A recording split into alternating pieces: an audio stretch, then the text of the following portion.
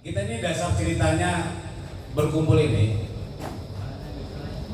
ada satu gagasan bersama untuk merefleksikan cita-cita perjuangan yang dulu lebih kurang 500.000 mahasiswa, lebih dari 200 kampus menduduki Jakarta. Jadi kita bukan bangga atas masa lalu, tapi kita memikirkan hari ini untuk ke depan bagaimana bangsa ini dan peran-peran ataupun cita-cita yang kita perjuangkan seperti itu. Agenda reformasi yang belum selesai, banyak hal yang belum tuntas, maka kita melakukan gagasan-gagasan apa yang mestinya dilakukan oleh pemerintahan saat ini. Dan nanti pada endingnya akan ada pernyataan sikap. Yang mungkin belum diketahui ya. Ada pernyataan sikap yang kita harapkan pernyataan itu akan sampai kepada eksekutif maupun legislatif. Sehingga kita fokus pada tema utama bahwa KKN ini mimpi atau kenyataan. Saya ingin mengatakan bahwa korupsi ini mungkin sudah disebut budaya. Fokus saja kita ngomong korupsi. Korupsi ini mungkin sudah budaya. Tidak di era zaman Belanda, tapi di era Kerajaan Nusantara pun ada beberapa literasi soal terjadinya korupsi. Di era Majapahit, Sriwijaya maupun sebelumnya. Dan ada beberapa negara mengalami kehancuran. Contoh Ottoman hancur itu karena korupsi. Di era awal kemerdekaan Indonesia, bahkan pada saat pergerakan kemerdekaan pun sudah terjadi korupsi.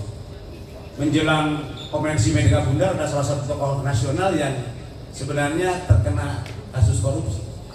Bung Karno pada waktu itu membuat parang kalau sekarang KPK sampai 2 kali beliau, tetap itu tidak bisa melakukan penetrasi menjadi sebuah negara yang bersih. Dan sekalipun saat ini juga ada KPK, bahkan ada beberapa case menjadi fasilitator proses itu. Nah, sehingga kita semua sadar bahwa untuk mengobati sebuah penyakit yang sudah sangat akut, mengobati penyakit yang sangat kronis ini tidak bisa hanya di permukaan, harus masuk ke akar-akarnya. Kalau saya mungkin akan bilang ekstrim, ini negara ini sudah terlahir, terregenerasi sebuah sistem korupsi yang menjadi budaya. Kita harus belajar ke Cina. Cina itu dulu tuh salah satu negara yang mengalami korupsi yang luar biasa.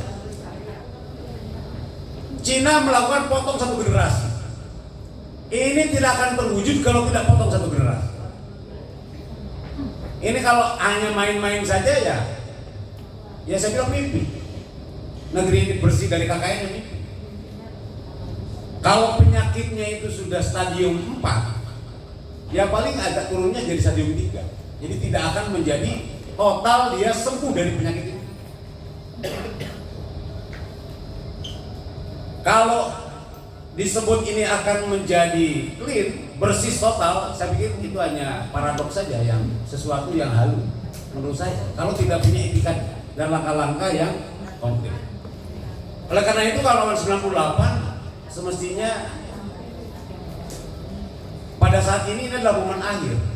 Karena rata-rata kita ini usianya di atas 45 tahun, 47, yang 50, 55 ada. Ya, umur rata-rata orang Indonesia itu 80 sudah bonus. Era sekarang ini sudah banyak di usia 50-an. Jadi kalau kawan-kawan 98 hari ini tidak memperjuangkan dengan sebenarnya sebuah cita-cita 20 tahun, 27 tahun reformasi itu sangat disayangkan. Masa akhir cerita kematian mungkin supaya tidak membayang-bayangi perjuangan itu kalau tidak selesai. Maka saya mengajak, menantang kepada kawan-kawan, ayo terus, tadi kata Bung Noel kawan kita, tetap kritis, tetap memberikan controlling, tetap melakukan evaluasi terhadap kebijakan-kebijakan pemerintah. Kita tidak dikebiri oleh kekuasaan, tapi bagaimana kita mampu dan bisa mewarnai nilai-nilai kebaikan terhadap kebijakan-kebijakan untuk kebaikan bangsa.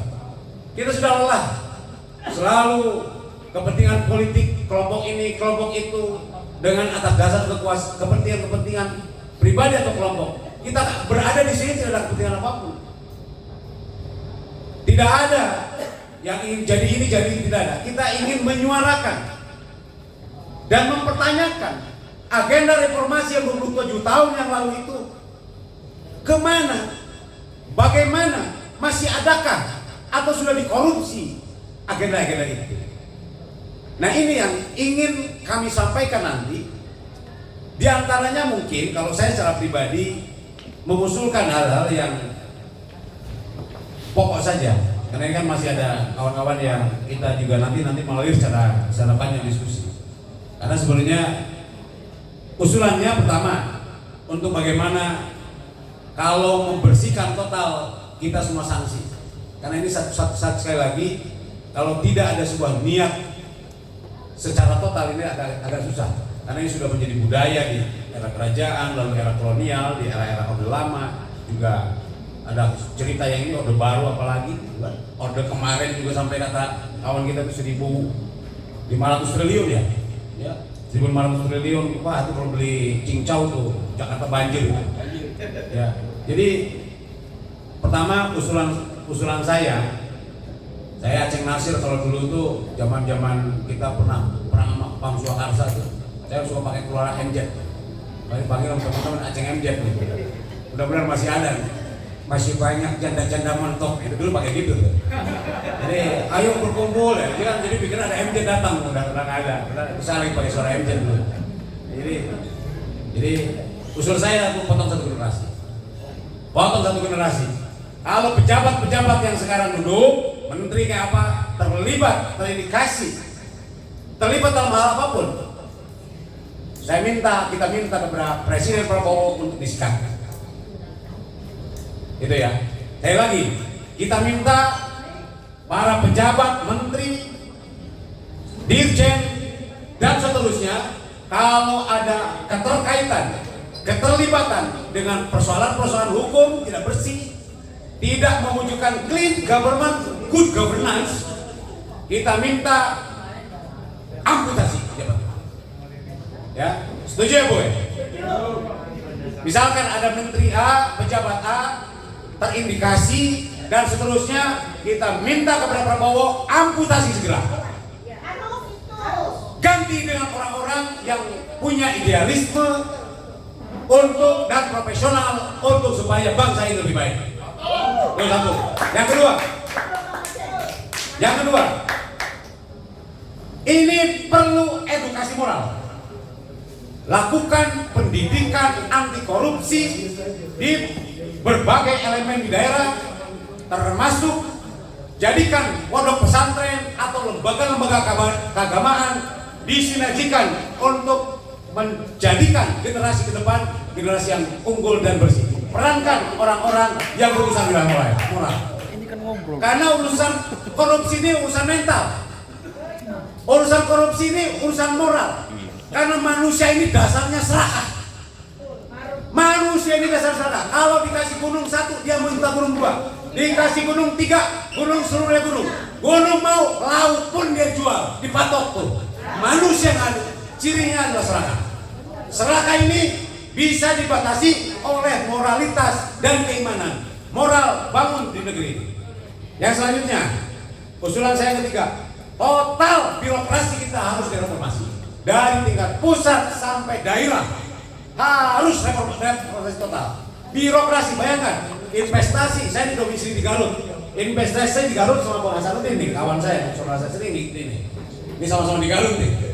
Ya. Investasi saja ini birokrasinya kacau balau.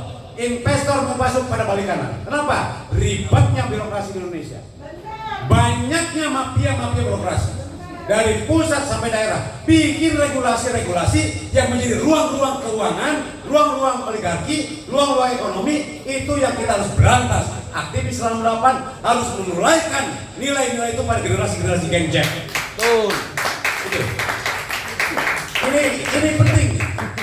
Pertama, sekali lagi saya ulang, potong satu generasi. Dua, tadi kita lakukan kekuatan pendidikan moral etik yang harus disertai dengan kelompok-kelompok keagamaan yang memiliki dari suatu bangsa ini. Yang selanjutnya, reformasi total birokrasi pemerintahan dari pusat maupun yang dari daerah. Saya kira itu saja. Baik. Terima kasih. Assalamualaikum warahmatullahi wabarakatuh.